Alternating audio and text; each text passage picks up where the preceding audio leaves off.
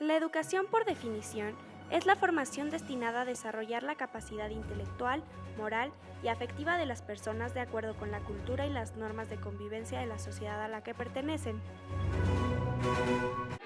Cuando escuchamos educación, podemos imaginarnos una muy bien planeada, pero en México a esto es a lo que nos enfrentamos diariamente. En todo el país, alrededor de 26 millones de alumnos de educación básica. Casi 8 millones de estudiantes de educación media y superior.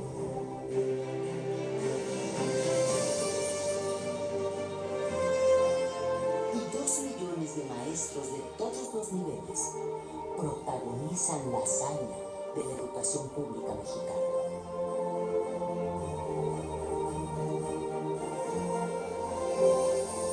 Hazaña que se repite año tras año desde 1921. La educación es el futuro de nuestros hijos, es el futuro de México.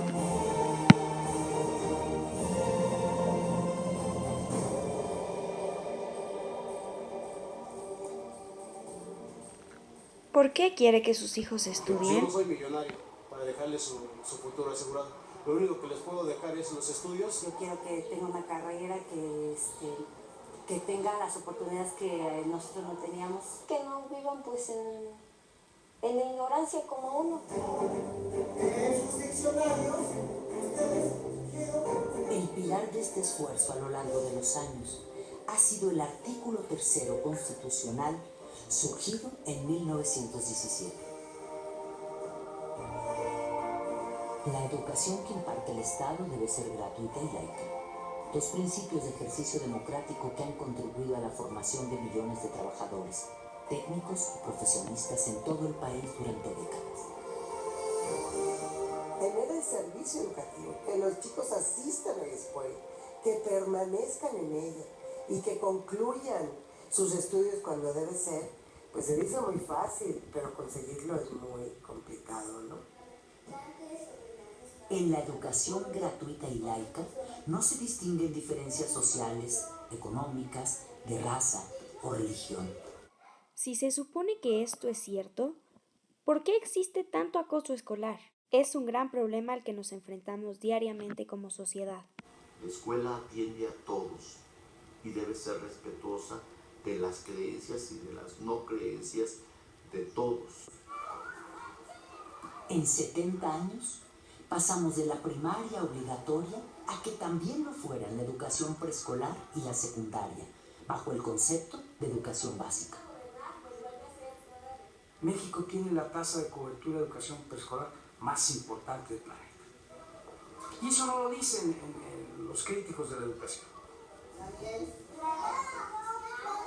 Recientemente el Congreso de la Unión aprobó que sea obligatoria la educación media superior o bachillerato a partir del año 2013.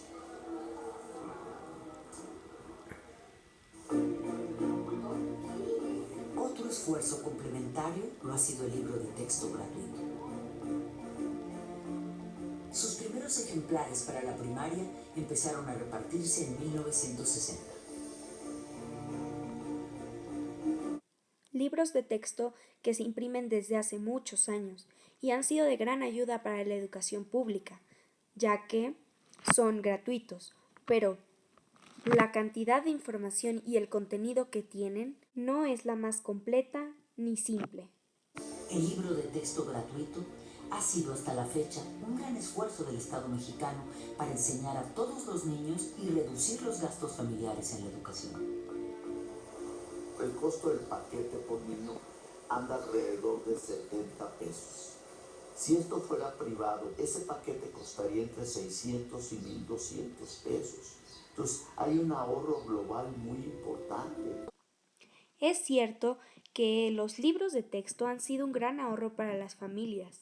De hecho, México gasta más en educación que otros países y tienen resultados inferiores. Esto lleva a lo mismo. ¿Por qué?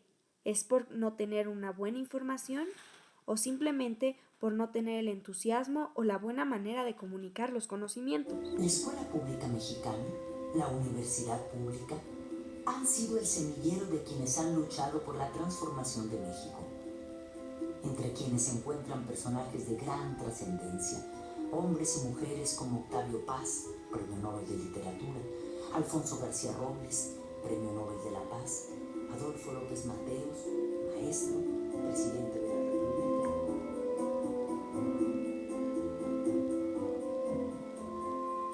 Para mí la escuela es muy importante en mi vida, porque creo que sin ella no seríamos nada, sinceramente.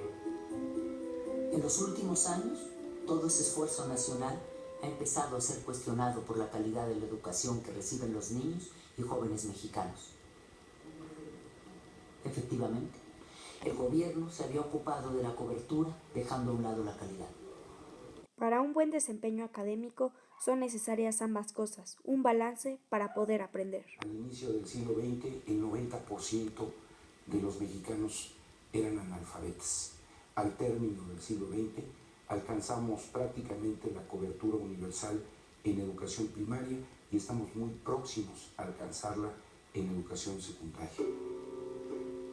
El tema de la calidad pareció hacer crisis en el año 2000, cuando se dieron a conocer los resultados de la evaluación del programa PISA, realizado por la Organización para la Cooperación y el Desarrollo Económico. Una muestra de 183 escuelas arrojó resultados preocupantes.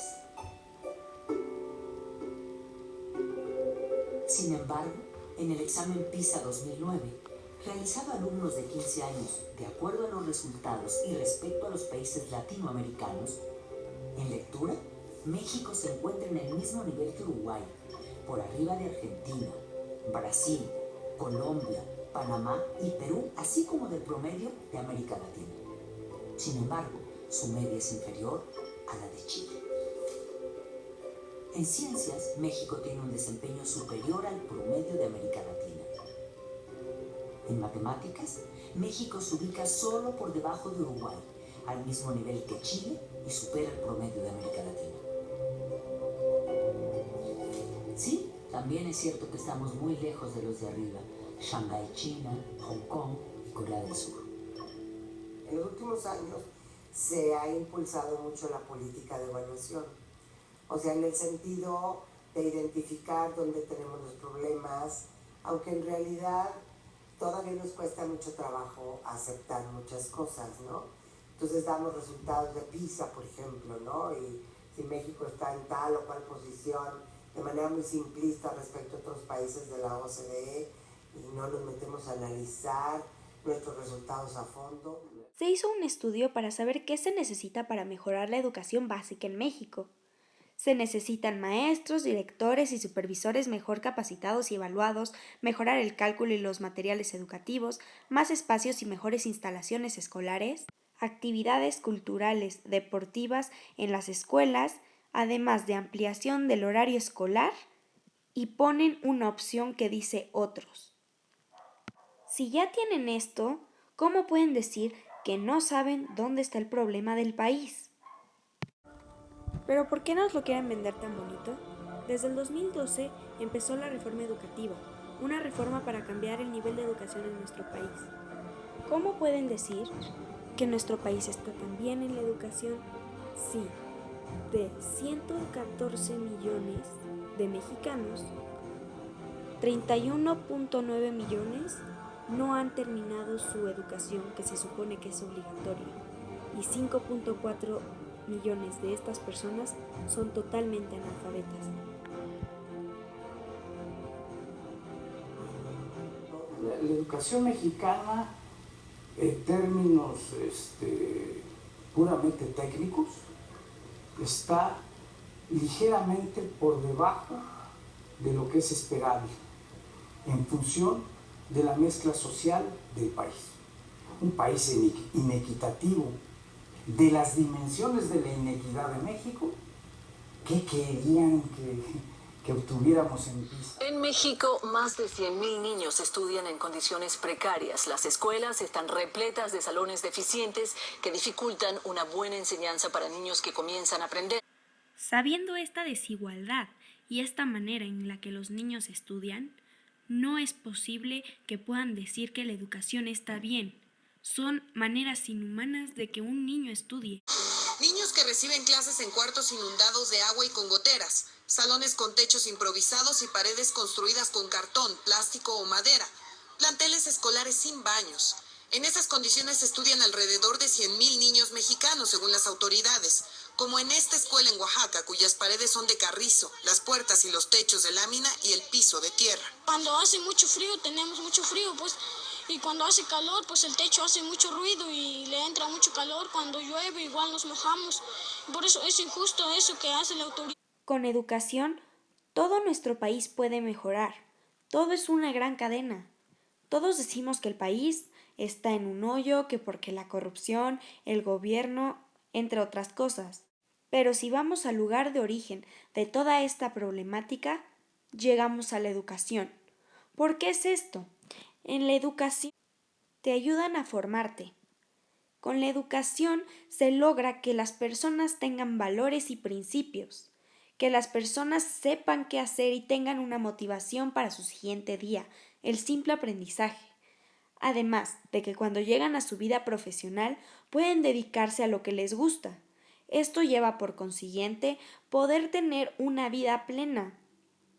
Si tienen una vida plena gracias a los ingresos que obtienen por tener un trabajo que les gusta, no van a tener la necesidad de hacer cosas que perturben a la sociedad como los robos, los secuestros, las extorsiones y cosas así. Si juntamos todo esto, el México mejora, nuestro México mejora.